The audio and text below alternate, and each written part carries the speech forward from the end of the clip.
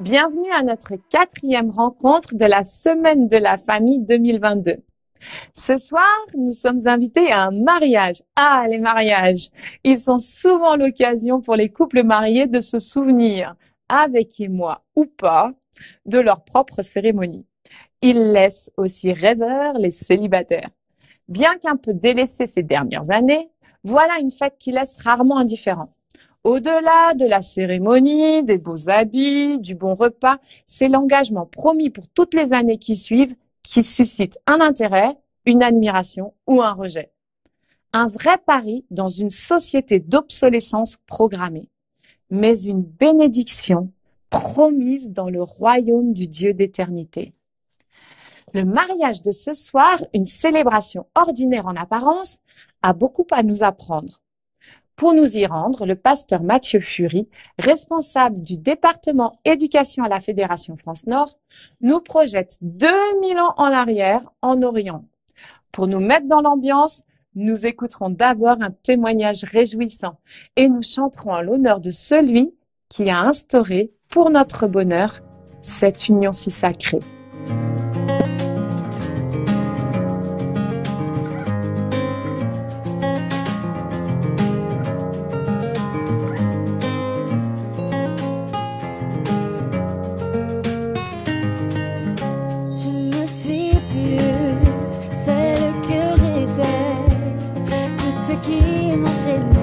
Et dans le passé, je ne vois plus aucun intérêt d'y retourner et de m'y enfermer.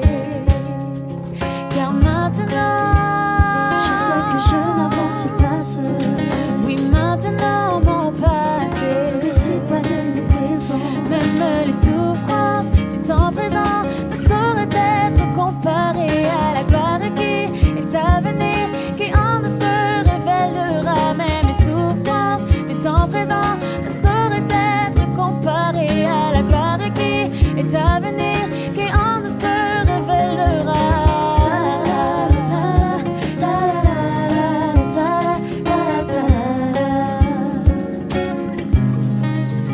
Si Dieu est au contrôle de ma vie, je n'ai plus à me soucier du lendemain. Sa parole, Dieu ne l'en pas m'aider. La lumière qui éclaire mon chemin. Car maintenant, je sais que je n'avance pas seul. Puis maintenant mon passé même les souffrances du temps présent ne sauraient être comparées à la gloire qui est à venir, qui en nous se révélera. Même les souffrances du temps présent ne sauraient être comparées à la gloire qui est à venir, qui en nous se révélera.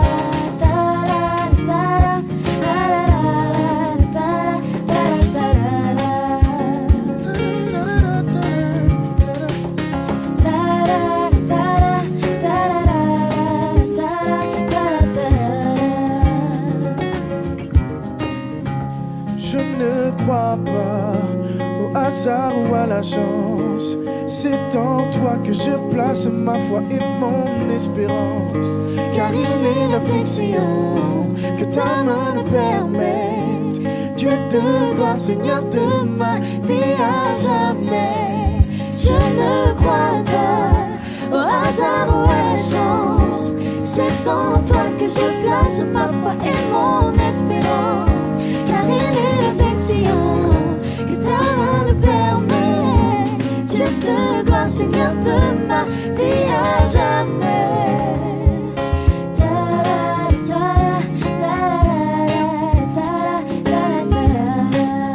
C'est le chant de ma victoire.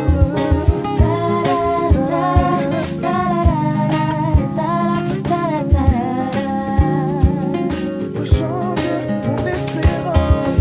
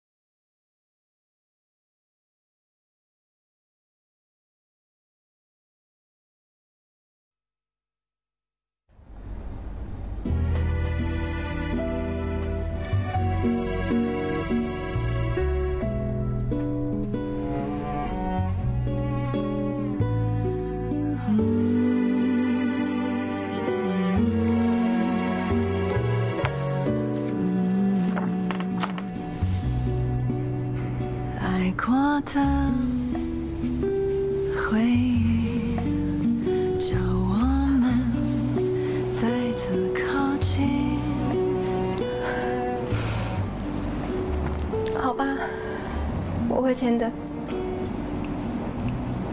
但是我还有最后一个条件。这个月剩下的日子里，你可以每天都拥抱我一次吗？啊。你是我最熟悉的陌生人。嘿，你还记得在这个地方向我求婚吗？你跪下来，然后给了我这个。你说你想一辈子和我在一起。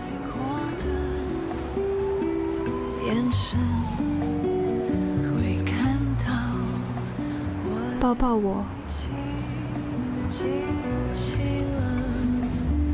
就像雨是多美丽。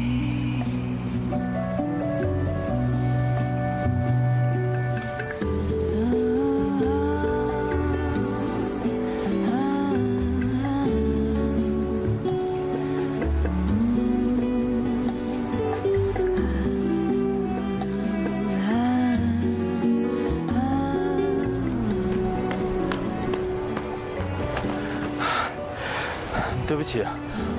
这里是你第一次说我爱你的地方。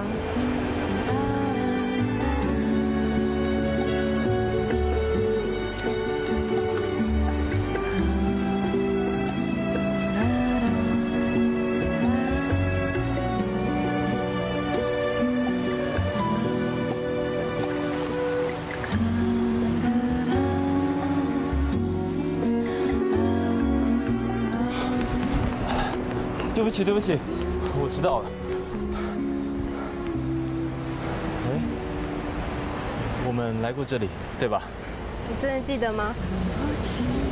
是你第一次吻我的地方。是甜蜜，是苦涩，曾经还以为开始就是永远。爱过的双手会为我签好了。擦掉眼泪，温柔的说多保重，怕我太累。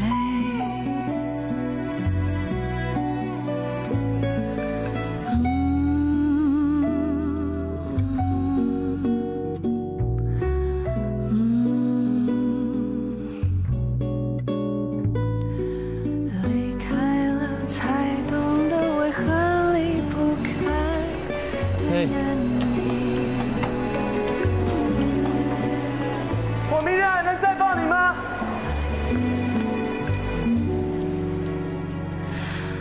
我放得开，只怕承受不来。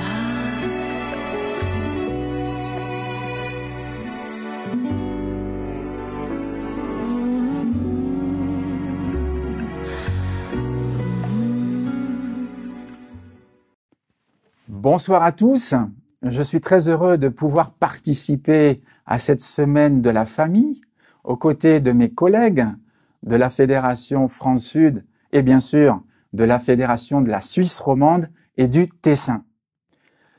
Tout d'abord, je vous invite à lire avec moi un texte de l'Évangile selon Jean. Nous allons lire ensemble le récit des noces de Cana. Jean 2, versets 1 à 11. 3 jours après, il y eut des noces à Cana en Galilée. La mère de Jésus était là et Jésus fut aussi invité aux noces avec ses disciples. Le vin ayant manqué, la mère de Jésus lui dit « Ils n'ont plus de vin. » Jésus lui répondit « Femme, qu'y a-t-il entre moi et toi?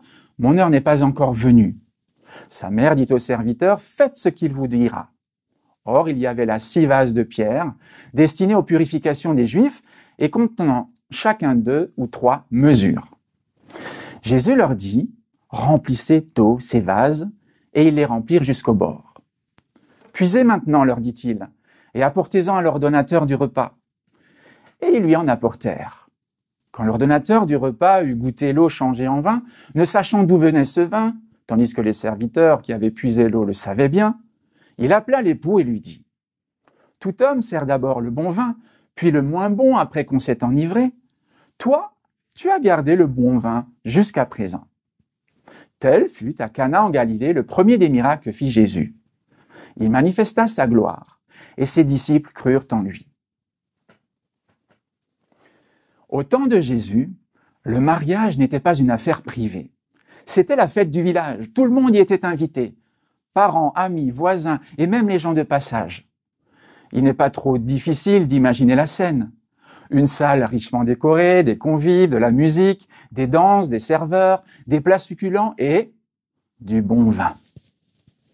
La fête se déroule comme prévu et les mariés sont rayonnants. Ils sont un peu fatigués, désirent certainement se retrouver enfin seuls, mais ils sont heureux de voir que tout se passe bien. L'ambiance est formidable, la bonne humeur règne partout et tout le monde semble heureux.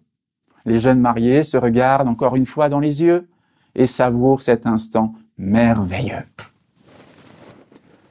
Soudain, quelque chose se passe dans les cuisines. Les rires et les bavardages de ceux qui servaient les boissons ont fait place à un silence embarrassant. Il n'y a plus de vin. Quoi? Il n'y a plus de vin? Comment est-ce possible? Est-ce que les moyens des familles étaient trop limités? Ou aurait-on mal évalué les besoins en boissons? Les invités étaient-ils plus nombreux que prévu? La chaleur aurait-elle incité les convives à boire plus que d'ordinaire? On ne sait pas. Ce que l'on sait, c'est qu'il n'y a plus de vin en réserve et qu'il n'y en aura bientôt plus sur les tables. Plus de boissons, plus de fêtes. La panique commence à s'étendre parmi le personnel et la famille. Tous ceux qui sont mis au courant du problème pressentent la honte et la tragédie qui approche. Car dire « il n'y a plus de vin », c'est interrompre la fête. Et cela va être interprété comme un manque de prévoyance ou pire encore, comme un manque d'hospitalité, ce qui est très grave chez les orientaux. Les commentaires ironiques et les moqueries ne vont certainement pas manquer. Cette fête qui a si bien commencé pourrait bien finir en véritable catastrophe. Ce que nous oublions parfois, c'est qu'un tel scénario se produit dans la plupart des mariages au cours des premières années de vie commune.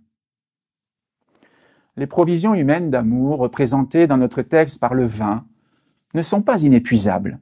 Il n'est pas rare que de tels incidents se produisent dans nos mariages et que vienne le moment où nous découvrons qu'il n'y a plus de vin, c'est-à-dire plus d'amour. Pour différentes raisons, l'argent, l'éducation des enfants, la maladie, le travail, le chômage, les disputes, etc., l'amour peut tarir.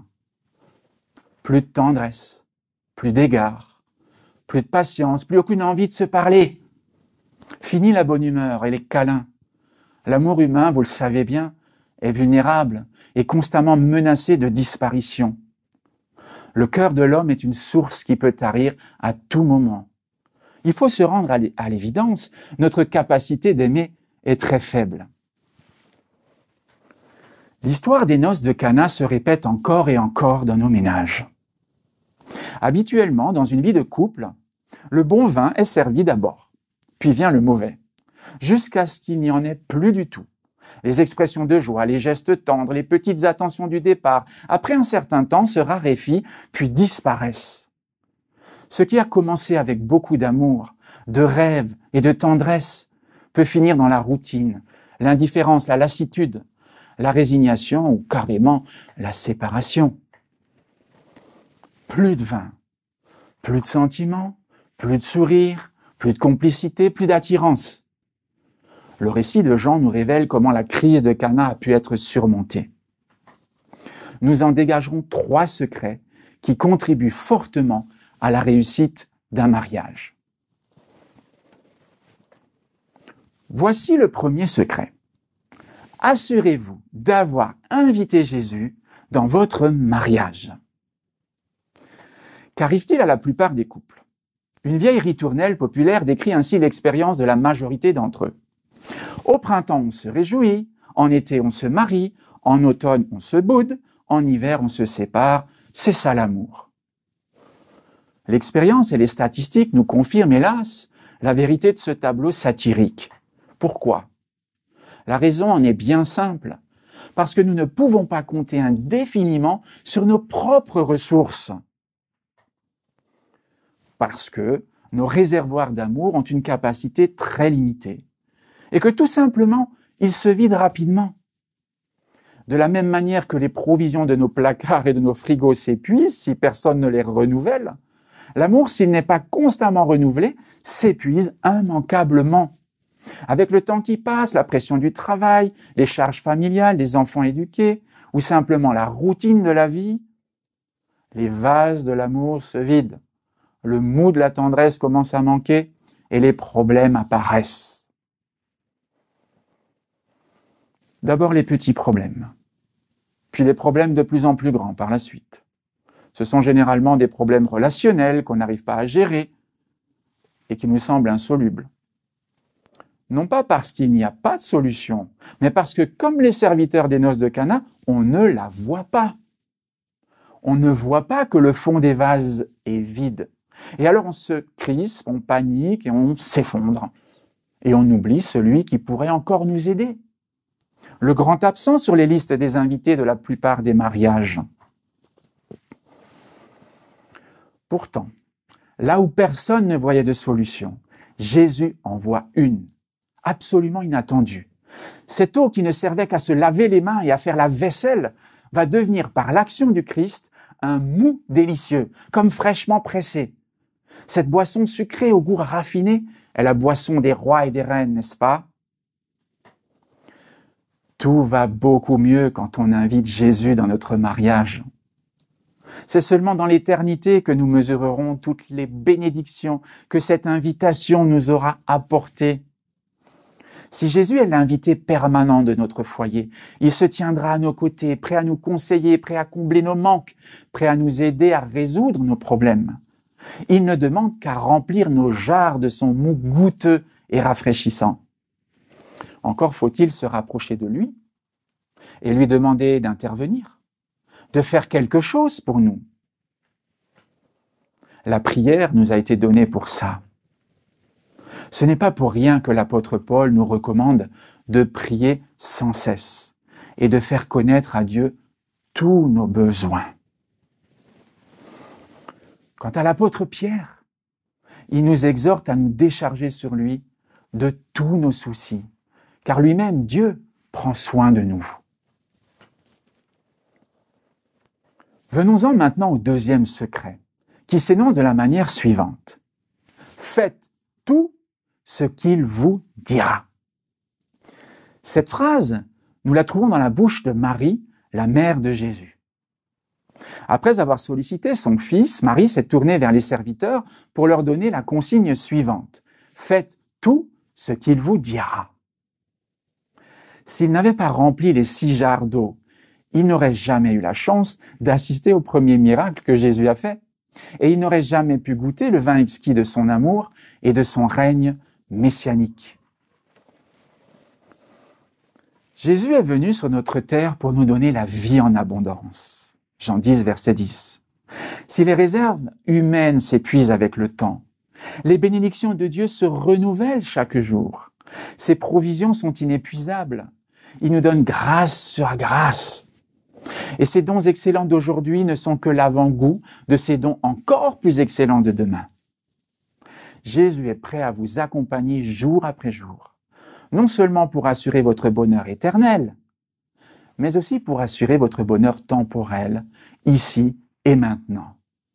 Il est venu pour donner la saveur fruitée du mou à notre existence humaine, souvent incolore, inodore et insipide, toujours menacée par la fadeur de l'individualisme et l'amertume de l'égoïsme.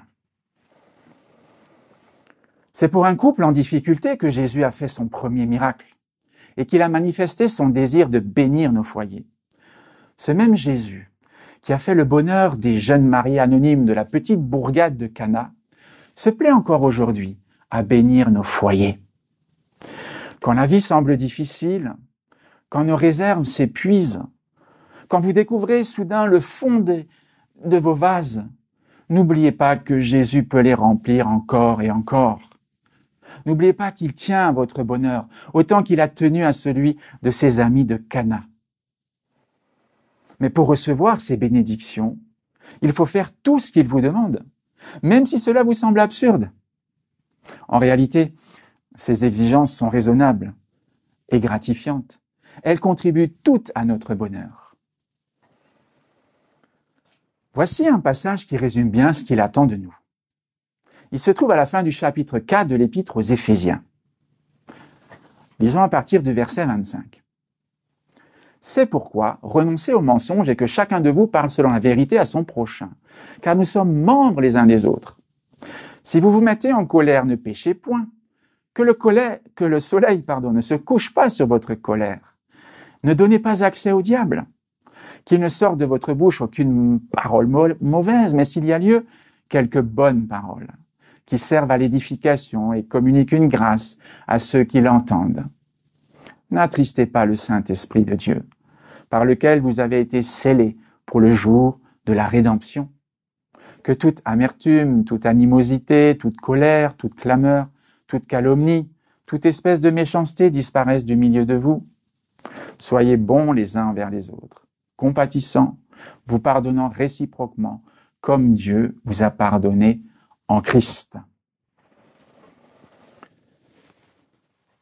Si vous trouvez que c'est difficile, demandez-lui de vous aider, tout simplement. Et maintenant, je vais vous livrer le troisième secret. Il s'agit d'un verbe à l'impératif suivi d'un adverbe. Puisez maintenant. N'attendez pas demain. Puisez maintenant pour servir le meilleur vin. Autrement dit, commencez dès aujourd'hui à faire ce que vous savez être bien. Ne tergiversez pas. Commencez maintenant à changer vos habitudes s'il le faut. C'est maintenant qu'il faut accomplir des efforts. Quand vous serez dans la tombe, ce sera trop tard. C'est maintenant que vous devez lutter contre votre orgueil et votre égoïsme. C'est maintenant qu'il faut chercher Dieu et lui demander le vouloir et le faire pour plus d'empathie, plus de patience, plus de douceur, plus de pardon et surtout plus d'amour. Nous avons tous besoin de recevoir et de donner de l'amour. N'attendons pas que nos vases se vident. Présentons-les aujourd'hui à Jésus afin qu'il les remplisse de son amour divin. Et servons aujourd'hui le meilleur de l'amour. Dans son épître aux Romains, au chapitre 5, verset 5, Paul nous dit que l'amour de Dieu est répandu dans nos cœurs par le Saint-Esprit qui nous a été donné, répandu comme le vin de Cana a été répandu dans les jarres. Le couple doit surmonter des crises tout le long de son existence, n'est-ce pas? Pour ne pas reculer devant les difficultés, il doit franchir le pont de l'engagement et le faire sauter derrière lui, pour ne pas être tenté de revenir en arrière. À quoi bon vouloir chercher ailleurs un impossible bonheur, alors qu'il est toujours le fruit d'une nécessaire adaptation conjugale, qui, elle, demande du temps et des efforts permanents. Il s'agit de créer les conditions sine qua non qui permettent à l'amour de s'épanouir tranquillement dans la durée. La première de ces conditions, c'est l'engagement, nous l'avons dit. Aimer, c'est primo s'engager pour la vie. Et secondo, choisir de faire le bonheur de son conjoint. Le couple se renforce dans cette volonté commune de servir le meilleur vin chaque jour. Car ce qui fait couple, c'est cette volonté tenace de construire ensemble un bonheur toujours plus grand et plus rayonnant. Alors n'attendez plus. Puisez le meilleur vin dès maintenant. Le meilleur vin, c'est l'amour vrai, l'amour fidèle, l'amour qui pardonne et qui résiste à toutes les épreuves du temps. Voici les caractéristiques de cet amour selon la Bible. L'amour est patient, il est plein de bonté. L'amour n'est pas envieux, l'amour ne se vante pas, il ne s'enfle pas d'orgueil. Il ne fait rien de malhonnête, il ne cherche pas son intérêt, il ne s'irrite pas. Il ne soupçonne pas le mal, il ne se réjouit pas de l'injustice, mais il se réjouit de la vérité. Il excuse tout, il croit tout, il espère tout, il supporte tout. Vous savez que ce texte se trouve dans 1 Corinthiens 13. Maintenant, rappelons-nous simplement que, premièrement, l'amour est un principe avant d'être un sentiment. Un principe qui implique un engagement. Ensuite, que l'amour est un don de soi, et non appropriation de l'autre.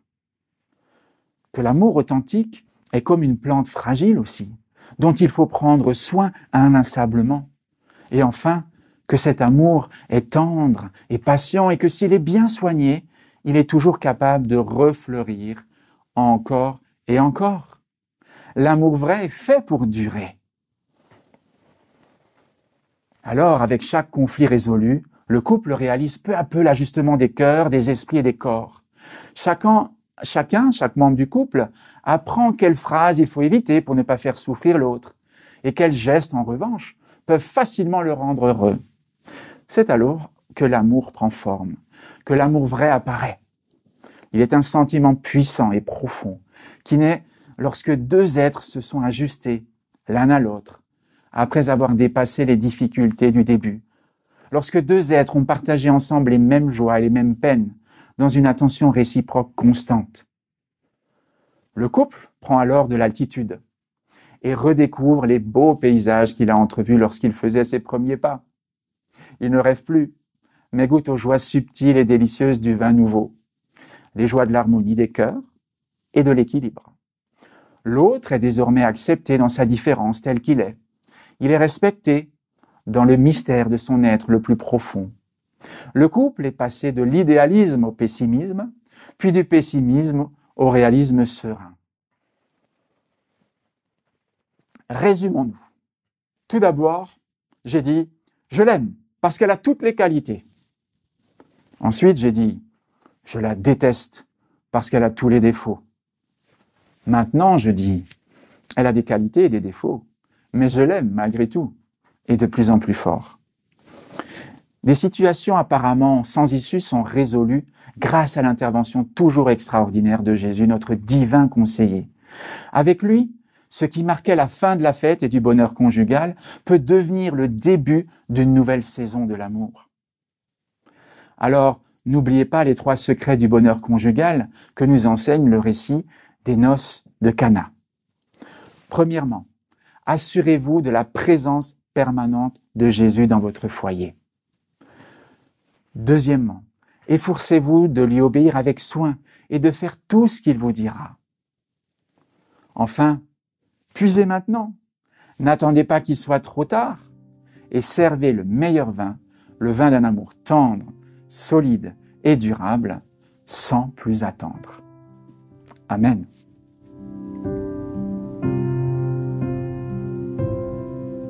Même si je ne comprends pas toujours, je place ma confiance en toi.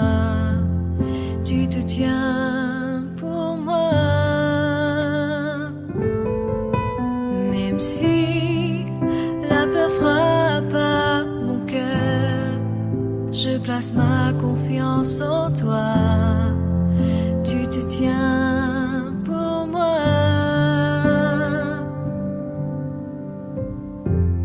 Tu es mon berger, je ne manquerai de rien. Tu me couvres de tes ailes, je me réfugie en toi. Tu es si fidèle, mon bouclier, mon roi. Oui, Seigneur, tu es mon protecteur.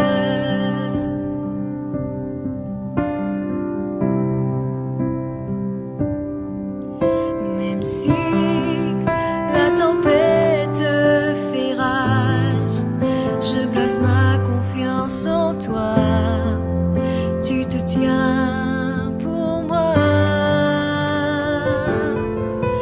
Même si la maladie me fait face, je place ma confiance en toi.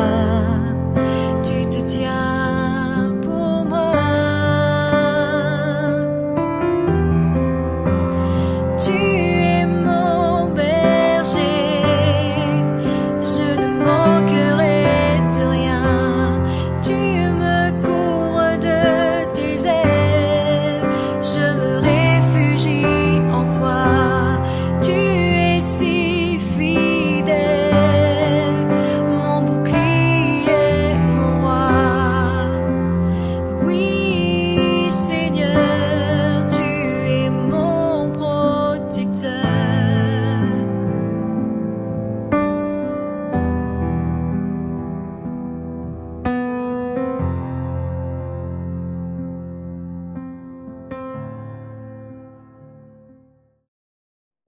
Merci au pasteur Mathieu Fury pour ce surprenant cours de mathématiques. Si vous pensiez qu'un mariage heureux était l'union de deux personnes amoureuses, ce soir, vous avez découvert une nouvelle équation. La présence quotidienne de Jésus dans votre foyer est la garantie du bonheur en couple et en famille. Et oui, un mariage heureux, ce sont 3 personnes. Car il ne s'agit pas simplement d'inviter Jésus le jour de la fête de mariage. Mais au final, si Jésus est là, tous les jours deviennent une fête. Si vous avez aimé ce message, Espoir Média sera ravi de le savoir à travers votre commentaire sous cette vidéo. Merci de votre présence, de votre fidélité. Merci aussi pour vos dons qui nous permettent de produire régulièrement de nouvelles émissions diffusées ici ou sur Espoir Radio. Au-delà de la bénédiction financière pour le centre, ils sont un encouragement pour toute l'équipe. Je vous dis à demain, 19h, pour notre 5e épisode de la Semaine de la Famille. Nous parlerons de pardon avec Gilbert Grezet. D'ici là, prenez le temps ce soir, demain, d'inviter Jésus à votre table.